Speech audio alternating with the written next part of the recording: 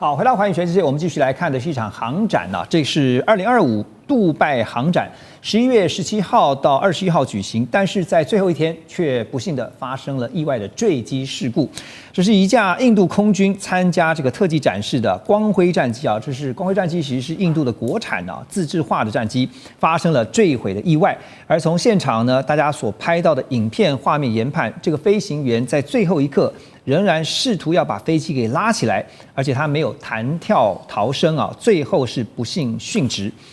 光辉战机是印度自主研发的4代半的轻型战机，那从1984年就开始启动计划，经过了41年的研发，才在今年2025 10月完成首飞，可以说是印度国防工业的重要里程碑，也是一个很重要的象征。但是历经41年才研发，而且刚刚完成的这个光辉战机呢，没有想到在这一次的杜拜航展当中发生了这样的意外。其实，在航展期间呢，就已经有新闻报道说这个飞机有油料外泄的问题啊，不过一直没有得到官方的一些具体的说明啊。第一，我想问，对印度国防的工业会造成什么样的一些影响？文佳老师。第二个，研发41年这么久啊，看得出来，其实印度一直想要让他们的战机国产化，但是遇到什么样的问题？那的确啊，其实这个光辉的战机啊，是他们印度的国产象征的一个意义哦。然后其实也大过它的纯军事价值啊。来这个看这部分，因为其实他为什么研发这个东西呢？40年前，他是认为说，他要取代呢这个印度空军他长期使用的米格21哦，这非常老旧的一个比老母鸡的一个战机哦。那因此呢，他经过这个41年的一个研发，结果在这个所谓试航的时候就不幸就是坠落嘛哈。那当然啦。就是在一个象征意义上到一个制度性的一个反思哦，为什么呢？因为我觉得它是在自主这个军工战略里面一个重大警讯哦，它也要提醒印度政府哦，其实自主研发固然重要，但是品质，一直品质最重要，还有可靠性，还有交付时间，还有国际信任呢，都是不可忽略的。那他为了要去，我是这么认为，他为了去自主而自主哦，他忽略了这个品质。也忽略了可靠度，忽略了交付时间表，可能记得要去交付，可能要去趁这时候赶快来展出，还有国际的信任。因为一个战机出来，可能包括民航机跟军航机都是要国际的信任嘛。如果它这样一下就砸锅了，那当然最重要的是它的国际信任度就降低，也是会影响到它的销路。人家说印度阿三嘛，对，不就这样来的吗？对，就是说这个事情可能是印度它要痛定思痛去处理哦。那好。特别提到是为什么光辉它发展要漫长呢？因为其实本身呢，印度从以前到现在，并不是设计这个空战机，并不是它的专长，也不是它的专业，而且它为了要自主，它其实都就这样闭门造车嘛。闭门造车的结果就是说，可能在这个整个性能上，当然比不上美国啊，比不上中国，比不上这个俄罗斯等等哦。那当然啦，这计划它本来是说要在很最近马上要量产了，但是呢，它又却这个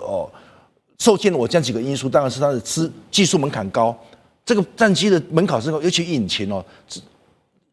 一般我们引擎是能做，为什么台湾的现在有些什么这个不管汽车啊，不管一些为什么没办法发展这个是引擎，就是它那个动力发动机的问题。那第二个呢，它的资源很分散，因为它有几个公司去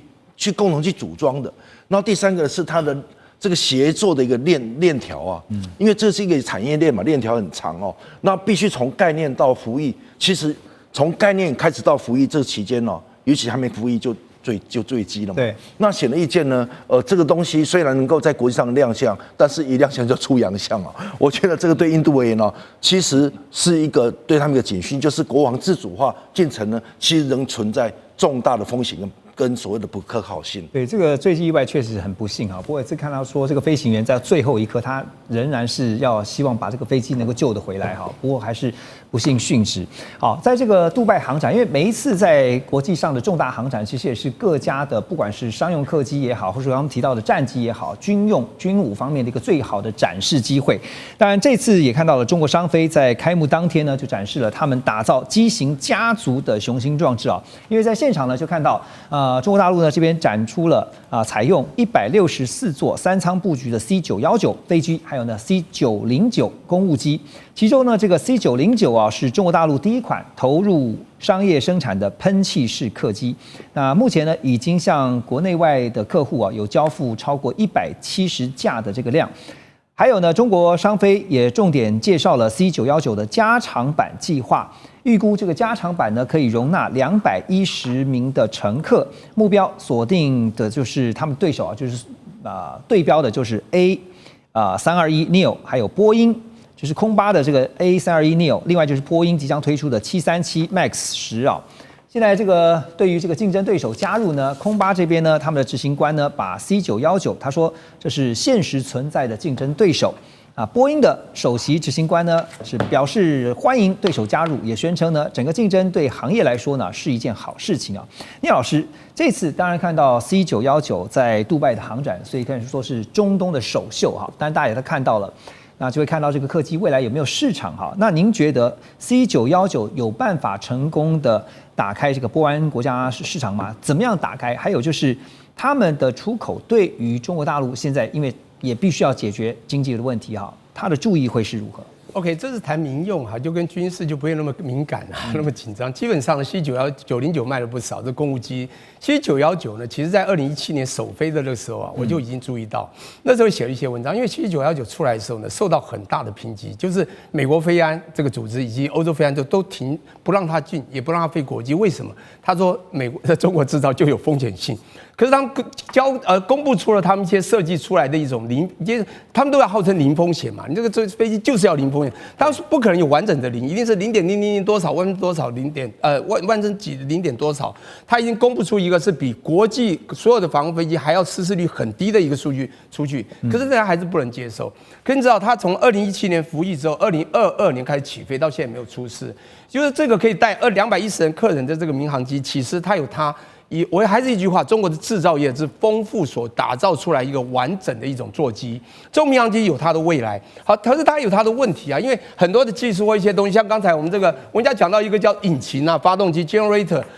它要靠美国它还是要靠美国，你知道吗？美国那个 CFM 国际这个 LEAP 这个公司，它就不给你知道吗？它5月不就是暂停了，结果后来它又解除，为什么要解除？因为这两边谈，这个还属于经济问题，没有那么敏感。所以假设中国有了底气，不管在企图或怎么样跟美国谈判，它还是会放。所以在这也就是这属于民用的部分呢，就像之前稀土不是也会放给福特汽车，已经都快倒厂了，还是会给它民用的。所以这属于民用，就不会好像就会有被勒到角落，让你起不来的感觉。所以我觉得它是不是有未来在波斯湾打出市场的可能性是非常有的，因为它只要当然它的安全系数必须是他自己讲的是这么的安全。你讲飞机要干嘛？就是第一个，当然速度你要多快不可能，就是已经够快了，但是飞安是最重要的。对啊，飞安还是最重要的。所以我的意思是说，当这个引擎在这个国际交换它能拿到的时候，它就有人量产。它现在产的也不多了，它只有本土这3个航空嘛，这个中国国际航空、中国南方航空、中国东方航空3家用，它也不会用了10几架。它现在已经在今年10月底嘛，就现在才33架。今天因为它之前有被人家限收，包括这个今天刚讲引擎这个问题，将来它如果这个能够生产，再加上它现在我们讲基建狂魔这种国家，制造业这么丰实，所以我觉得未来这种市场打开是很有希望的。现在就会看这个全球市场一向都是双霸所占领就是说空巴一个是波音现在就加入了中国大陆的 C919之后呢，它未来的这个整个版图会如何的改变呢？大使觉得？那我觉得这个 C919它只要累积一定的这个飞航的安全数据以后那它就比较可能获得这些两大这些标准制造、标准制定者的国家的这个跟国家地区的一个适航证的给予。对，那一般说起来，欧盟可能会比较先给。那不过这个飞机事实上你不是那种所谓的洲际航线使用的，它是所谓中短程的。是中程的啦，大概飞4500到5000公里，它没有办法飞到更长的距离。那所以它是这种城际间的，或者你大国内之间航线使用的。所以这个飞机一出来以后，事实上中国3家航空公司买了很多架，100多架，订单非常的多。可是问题现在其实 C919的产能还没上来，你今天获得大量订单，它也没有办法交货。那为什么它这个飞机它要慢慢的累积它的安全数据以后然后他要得到欧盟的4航证，要得到美国的4航证，对，那其他国家就会跟进，因为美国跟欧盟的4航证的发放的这个标准是各国依据这个判断这个飞机的安全性的很重要的一个国际因素参考的数据，